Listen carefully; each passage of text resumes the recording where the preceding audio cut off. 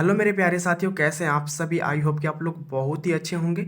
तो आज के इस वीडियो में देखने वाले हम लोग क्लास 10th का एक ऐसे मोस्ट इम्पोर्टेंट क्वेश्चन को जो आपके एग्जाम में लगातार कई बार पूछा गया है। और ये क्वेश्चन आपको एनसीईआरटी का एग्जाम्पल से लिया गया है। और ये क्वेश्चन आपको डॉक्टर केसी सिन्हा में बुक में दिया हुआ है। ठीक है, यहाँ पे क्वेश्चन दिया हुआ है कि दर्शाइए कि धनात्मक विषम पूर्णांक 4q+1, 4q+3 और 4q+5 का रूप का होता है। ठीक है ना।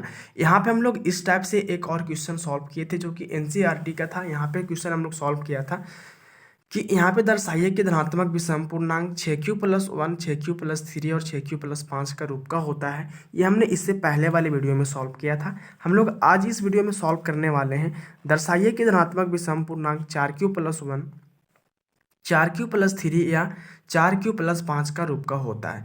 तो देखो यहाँ पे सबसे पहले धनात्मक विषम पूर्णांक को हम लोग यहाँ पे कुछ मान करके हल करेंगे। और यहाँ पे हम लोग समझेंगे, बहुत ही बेसिक से समझेंगे। और ये इसको बहुत ही इंपॉर्टेंट क्वेश्चन है ये। ठीक है, तो यहाँ पे सबसे पहले हम लोग हल में लिखेंगे माना कि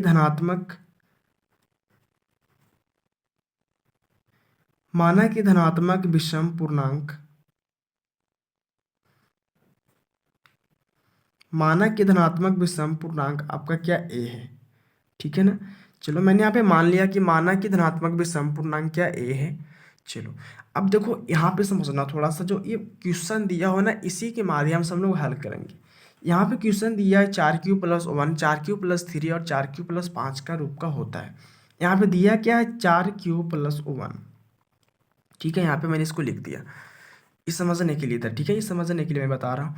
4q+1 का रूप का दिया हुआ था। अब हम लोग देखो यहाँ पे थोड़ा चलेंगे किस फार्मूला पे। यहाँ पे हम लोग हल करेंगे इसको यूक्लिड विभाजन एल्गोरिथम से, जिसका फार्मूला होता है a बराबर BQ प्लस क्या होता है r होता है। तो हमने a का तो यहाँ पे मान लिया है कि धनात्मक विषम पूर्णांक a है। चलो b का जो मान होगा यहाँ पे समझना, यहाँ पे जो b का मान होगा वह क्या होगा 4 होगा। ठीक है, b का मान क्या होगा 4 होगा। और यहाँ पे क्वेश्चन में जो है ना, यहाँ पे q एक पूर्णांक है। ठीक है ना, q एक क्या है पूर्णांक है। और यहाँ पे हम लोग r जो है ये क्या है शेषफल जिसको बोलते हैं। यहाँ पे हम लोग r के मान को बैठा करके जांच करेंगे, बारी बारी से जांच करेंगे। 0 से लेकर हम लोग 5 तक क्या करेंगे, मान को बैठाएंगे। और यहाँ पे बारी बारी से जांच करेंगे कि कौन कौन सा धनात्मक विषम पूर्णांक होता है। ठीक है ना। यहाँ पे देखो a को जो बोलते हैं ना, a को हम लोग भाज्य बोलते हैं। ठीक है, b को बोलते हैं भाजक, q को बोलते हैं भागफल। ठीक है, और r को बोलते हैं क्या, तो r को बोलते हैं शेषफल। ठीक है, समझना यहाँ तक। तो हम लोग यहाँ पे a का तो मान हम लोग पता कर लिए कि माना कि धनात्मक विषम पूर्णांक a है। b का मान भी पता हो गया, b का मान क्या 4 है। q एक पूर्णांक है। ठीक है ना। और यहाँ पे हम लोग r का मान को क्या करेंगे, बारी बारी से बैठाएंगे 0 से लेके 5 तक और जांच करेंगे। तो यहाँ पे सबसे पहले जो ये फार्मूला होता है किसका होता है, ये होता है यूक्लिड का। लिखेंगे यहाँ पे यूक्लिड विभाजन एल्गोरिथम से। ठीक है, यूक्लिड विभाजन एल्गोरिथम से इसका सूत्र क्या होता है, इसका सूत्र होता है a बराबर BQ+R होता है। ठीक है, a बराबर क्या होता है BQ+R होता है। और हम लोग यहाँ पे a तो मान चुके हैं धनात्मक विषम पूर्णांक, b का मान हम लोग पता कर लिए। b का मान कितना यहाँ पे 4 है, तो यहाँ पे लिख देंगे b बराबर क्या आपका 4 है। चलो यहाँ पे q एक क्या पूर्णांक है, और r का मान आपको क्या करना है, बारी बारी से 0 से लेके 5 तक बैठा के जांच करना है। ठीक है ना। चलो तो यहाँ पे पहले b का मान बैठा लेंगे, तो a बराबर b के पास क्या बैठाना है 4q प्लस क्या होगा r होगा। ठीक है, अब यहाँ पे हम लोग शेषफल का मान बैठाएंगे। तो जब लिखेंगे यहाँ पे, जब शेषफल का मान 0, 1, 2, 3, 4, 5 रखने पर, ठीक है ना, रखने पर अब इसको यहाँ पे क्या करेंगे 0 से लेके 5 तक रखेंगे और जांच करेंगे कि कौन कौन से यहाँ पे मेरा धनात्मक विषम पूर्णांक है। तो देखो यहाँ पे सबसे पहले जो दिया है फार्मूला लिखेंगे। तो यहाँ पे फार्मूला क्या है मेरा बन गया है a बराबर 4q प्लस क्या है r है।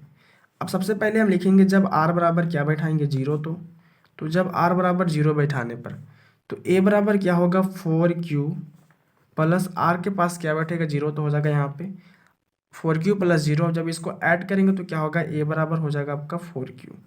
ठीक है, इस तरह हम एक को जांच करेंगे। तो जब r बराबर क्या है, 1 बैठाने पर, तो यहाँ पे जब हम r बराबर 1 बैठाएंगे तो a बराबर क्या होगा 4q, r के पास क्या बैठेगा 1, तो हो जाएगा 4q प्लस 1। ठीक है, इस तरह जब हम r बराबर क्या बैठाएंगे 2, तो यहाँ पे हो जाएगा a बराबर 4q प्लस यहाँ पे r के पास क्या बैठ जाएगा 2। चलो इस तरह हम 3 को भी जांच कर लेंगे। तो जब r बराबर बैठाएंगे 3, तो a बराबर हो जाएगा 4q प्लस 3। 4 को बैठाएंगे तो यहाँ पे हो जाएगा, जब r बराबर 4 लिखेंगे तो a बराबर हो जाएगा 4q प्लस 4। जब r बराबर यहाँ पे 5 बैठाएंगे तो यहाँ पे हो जाएगा a बराबर 4q प्लस क्या होगा 5 होगा। तो यहाँ पे आपको इस तरह जांच कर लेना है, एक 0 से लेकर कहाँ तक, 5 तक मैंने इसको जांच कर लिया। तो यहाँ पे मेरा आ गया, जैसे कि देख सकते हैं, मैंने 0 जब बैठाया तो 4q आया, 1 बैठाएँ तो 4q प्लस 1 आया, 2 बैठाएँ तो 4q प्लस 2 आया, 3 बैठाएँ तो 4q प्लस 3 आया, और यहाँ पे 4 बैठाने पर 4q प्लस 4 आया, और 5 बैठाने पर यहाँ पे आ गया 4q प्लस 5 आ गया।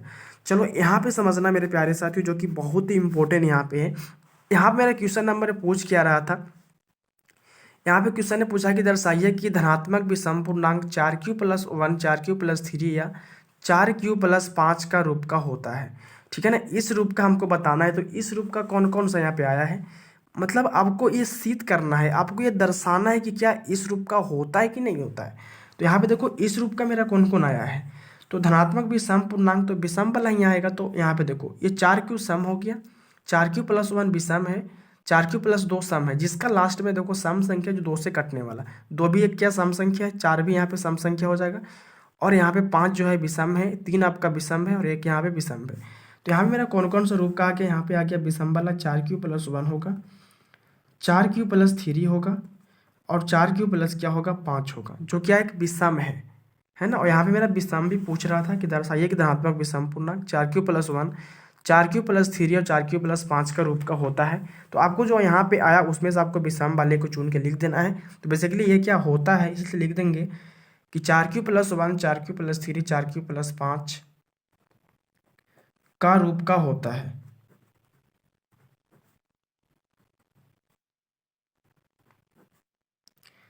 तो फाइनली मैंने इसको बहुत ही आसान तरीका सॉल्व कर लिया, जो कि बहुत ही इंपॉर्टेंट क्वेश्चन है। ये क्वेश्चन आपको एक एनसीईआरटी का एग्जाम्पल से मैंने लिया, जो कि बहुत ही इंपॉर्टेंट है और आपके एग्जाम में कई बार पूछा भी गया था, और ये आपका डॉक्टर केसी सिन्हा बुक में क्वेश्चन दिया हुआ है। तो फाइनली मैंने इसको बहुत ही आसान तरीके से सॉल्व कर दिया। तो आज का मैं वीडियो यहीं पर इन करूँगा। अगर वीडियो अच्छा लगा तो वीडियो को लाइक कर दीजिएगा, दोस्तों को शेयर भी कर दीजिएगा, और चैनल सब्सक्राइब तो कर ही लेना है। तो फिर मिलते हैं आपसे नेक्स्ट वीडियो में, तब तक के लिए जय हिंद, जय भारत।